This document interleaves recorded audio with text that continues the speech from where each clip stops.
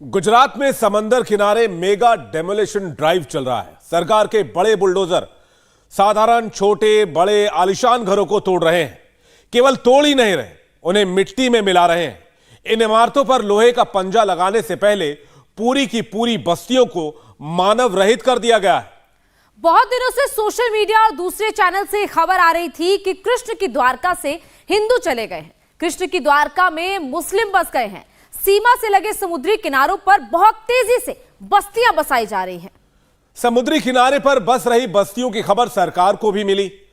सरकार ने जांच करवाई, पता चला कि इन बस्तियों और गुजरात में पकड़े जा रहे ड्रग्स के बीच गहरा कनेक्शन है। सरकार ने अपने खुफिया तंत्र को और मजबूत किया। इसके बाद और सूचनाएं हासिल हुई।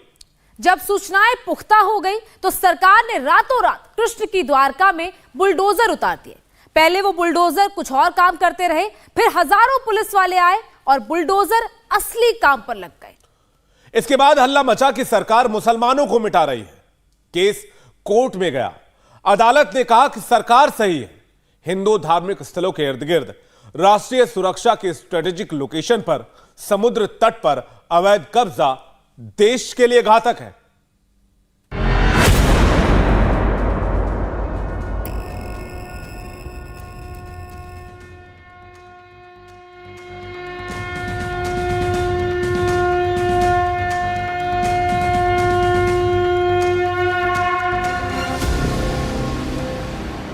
हिंदू आस्था में द्वापर युग कृष्ण का है। इस मान्यता के मुताबिक 5000 साल पहले गुजरात की द्वारका में कृष्ण का शासन था। यहां वो मथुरा से आए थे। धार्मिक ग्रंथों के मुताबिक जरासंध नाम का राजा मथुरा पर बार बार हमला करता था। इस हिंसा से मथुरा की रक्षा करने के लिए कृष्ण ने समुद्र के बीच बसी नगरी को अपनी राजधानी बनाया और वहीं रहने लगे।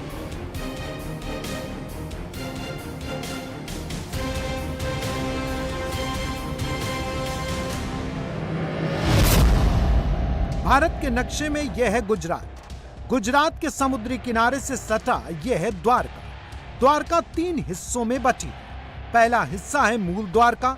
मान्यता है कि इसे श्री कृष्ण ने बसाया, यहाँ सुदामा रहते थे। दूसरा हिस्सा है गोमती द्वारका।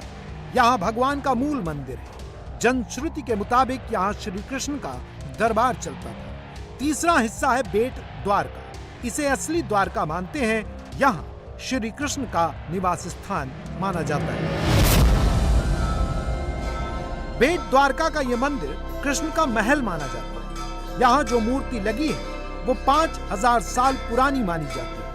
मान्यता है कि इसे कृष्ण की पटरानी रुक्मणी ने स्थापित करवाया था। प्राचीन भारतीय संस्कृति की धरोहर को संजोने वाले प्रमुख प्राचीन शहरों में से एक है द्वारका। उतनी ही महत्वपूर्ण और ऐश्वर्यवान जितनी की मथुरा, वृंदावन, काशी, कन्नौज, अयोध्या, उज्जैन, पटना, जगन्नाथपुर, मदुरै, तंजावुर। हिंदू संस्कृति का केंद्र और धार्मिक नगरी है द्वारका। भारत पर विदेशी आक्रमण के पहले से ही यह शहर संपन्नता और संस्कृति में सम्माननीय रहा है। कृष्ण की वजह से धर्म का बड़ा केंद्र भी। यहाँ की बहुसंख्यक आबादी हिंदू ही रही है, लेकिन पिछले 2 दशक में डेमोग्राफी चेंज हो गई है। जहाँ पहले 90% हिंदू थे, अब बेट द्वारका में 80% मुस्लिम हैं। लोगों का सवाल है कि बेट द्वारका में हिंदू अल्पसंख्यक कैसे हो गए? कृष्ण की राजधानी में मुस्लिम बहुसंख्यक कैसे हो गए? भारत में मुस्लिम आक्रमणकारी 711 में आए, जब मोहम्मद बिन कासिम ने सिंध और मुल्तान पर हमला किया था। उसके बाद 1001 एडी में टर्की महमूद ऑफ गजनी ने भारत पर हमला किया। वो मथुरा, कन्नौज और ग्वालियर तक पहुंच गया था। 1025 में गजनवी ने गुजरात के सोमनाथ मंदिर पर हमला किया। वो लुटेरा था और लूट कर चला गया। जिसके बाद करीब 800 सालों तक मुस्लिम शासक भारत में रहे। लेकिन कभी इतिहास में ऐसा नहीं हुआ कि गुजरात के किसी भी हिस्से में हिंदू अल्पसंख्यक हो गया हो। लेकिन आज़ादी के बाद 80 के दशक से लेकर के 21वीं सदी के बीच गुजरात के बेट द्वारका में ऐसा हो गया। गुजरात के बेट द्वारका में हिंदू अल्पसंख्यक हो गए। मंदिर की सेवा में कई पीढ़ियों से लगे पुजारी जो एक हद तक जनश्रुति का इतिहास बताते हैं, इस बदलाव की गवाही देते हैं। 20-25 साल के अंदर में ये जो कहीं पहले के ज़माने के बाद में अभी की जो हम बात करें तो अभी के जो यहाँ की जो जनसंख्या है, जो 10,000 से कम जनसंख्या है, जिसके अंदर में 85% यहाँ मुस्लिम लोग हैं और 20% अपने हिंदू लोग हैं, उसके भीतर में ये जो मंदिर का जो परिसर है, भगवान द्वारकाधीश का जो ये निवास स्थान है, और इसके अगल बगल में जो है जो कई बांधकाम जो हुए हैं, वो हिसाब से यहाँ की जो हिंदू जनसंख्या है वो काफ़ी भयभीत थी। और अभी जो सरकार की ओर से जो यहाँ डिमोलेशन का जो कार्यवाही चल रही है, वो हिसाब से अभी हिंदुओं के अंदर में कुछ आनंद की लागनी फैली हुई है। इतना ही नहीं, द्वारका और आसपास में समुद्र के 42 टापू हैं। इनमें से 5 टापू पर अवैध कब्जा हुआ है। ये दुर्भाग्यपूर्ण है कि ये सभी क्षेत्रों में जो अवैध निर्माण किए हैं वो मात्र एक ही समुदाय से किए गए। 20 साल पहले ये नहीं था, लेकिन अभी पिछले मुझे लगता है 7-8 साल में ये गतिविधि काफ़ी बढ़ गई है। जहाँ तक मेरी जानकारी है, द्वारका डिस्ट्रिक्ट में ये जो बेट द्वारका और आसपास का एरिया है, वहाँ होम डिपार्टमेंट को जो कुछ इनपुट्स मिले थे कि वहाँ कुछ राष्ट्र विरोधी गतिविधि भी हो रही है और कुछ एक कम्युनिटी का जमावड़ा जो है वो पिछले कुछ टाइम से ज़्यादा बढ़ गया है। बेट द्वारका में मुस्लिम जनसंख्या का बदलाव बड़ी चर्चा है। यह केवल यहीं तक सीमित नहीं है। गुजरात की समुद्री सीमा से सटे इलाके में मुस्लिम जनसंख्या में वृद्धि को गंभीरता से लिया गया है। इसके पीछे कई कारण हैं। दरियाई अतिक्रमण एरिया में ड्रग्स का बिजनेस है। समुद्री किनारे का अतिक्रमण नेवी के लिए खतरा है। पाकिस्तान के करीब अवैध बस्तियों में गुनहगार पलते हैं। सरकारी जमीन पर अतिक्रमण हो रहा है। समुद्री तूफान के डेंजर जोन में आती है ये आबादी।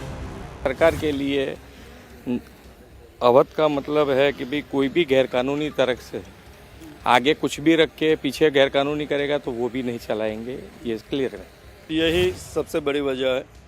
जो इंटेलिजेंस रिपोर्ट ये थे कि इन दिसंबर 21 में यहाँ से ड्रग भी मिला और यहाँ के जो कनेक्शन और नेबर कंट्री के साथ there is a very much chances of drugs भी आ सकता है, आर्म्स का भी हो सकता है।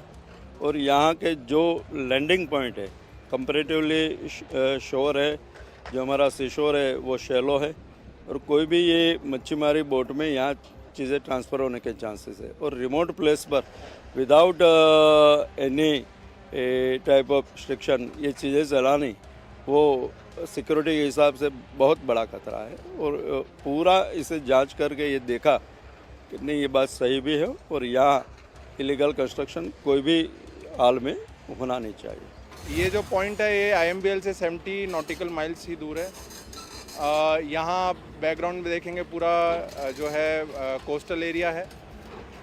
कोस्टल एरिया के हिसाब से ऐसा रहता है कि जो है यहाँ आसानी से लैंडिंग भी हो सकती है और लैंडिंग के माध्यम से कोई भी इलीगल आइटम्स का जो है स्मगलिंग हो सकती है। उसमें खास जो ड्रग्स की बात करें जो पिछले कुछ सालों में चल रहा है। और यही नहीं, एक 80s और 90s का टाइम था जब तो जो बैंड सब्सटेंसेस थे बहुत सारे थे जिन पे हाई कस्टम्स ड्यूटी थे, उसका स्मगलिंग तो बड़े लेवल पे होता ही था। तो उस हिसाब से ये बहुत ही एक सेंसिटिव है कोस्टल सिक्योरिटी और नेशनल सिक्योरिटी के पॉइंट ऑफ व्यू से। श्री कृष्ण की बेट द्वारका में मुस्लिम बहुसंख्यक हो गए। समुद्र के किनारे सरकारी जमीन पर अतिक्रमण कर घर बने। इन घरों में बड़ी संख्या में ऐसे लोग मिले हैं जो ड्रग्स की तस्करी के आरोप में फंसे। इसी लिंक हालात को नेशनल सिक्योरिटी के लिए भी सेंसिटिव बना दिया है। इसके अलावा मुस्लिम विरोधी पॉलिटिक्स के लिए इस्तेमाल होने वाले नैरेटिव के लिए भी यहाँ गुंजाइश देखी जा रही है। अतिक्रमण में केवल मुस्लिम जनसंख्या ही निशाने पर है, इस दावे को भी बड़ा मुद्दा बनाया जा सकता है। आने वाले चुनाव और राजनीति के लिए जनसंख्या में बदलाव और उससे पैदा हुई समस्या को समझना जरूरी है। साथ ही इन सवालों का जवाब भी खोजना जरूरी है कि संवेदनशील स्थान पर अतिक्रमण करने वालों में मुस्लिम बहुसंख्यक क्यों हैं? अतिक्रमण करने वालों में ड्रग्स ट्रेड के आरोपी क्यों हैं? बेट द्वारका में मुस्लिम आबादी बढ़ने की वजह क्या है? बेट द्वारका में हिंदू अल्पसंख्यक होने की वजह क्या है?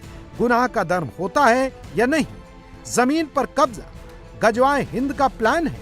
संवेदनशील कोस्टल लाइन पर अवैध कब्जा सुरक्षा के लिए क्या खतरा है? इंडिया टीवी हर वक्त हर जगह डाउनलोड करने के लिए सर्च करें India TV news Google play store या ऐप स्टोर पर।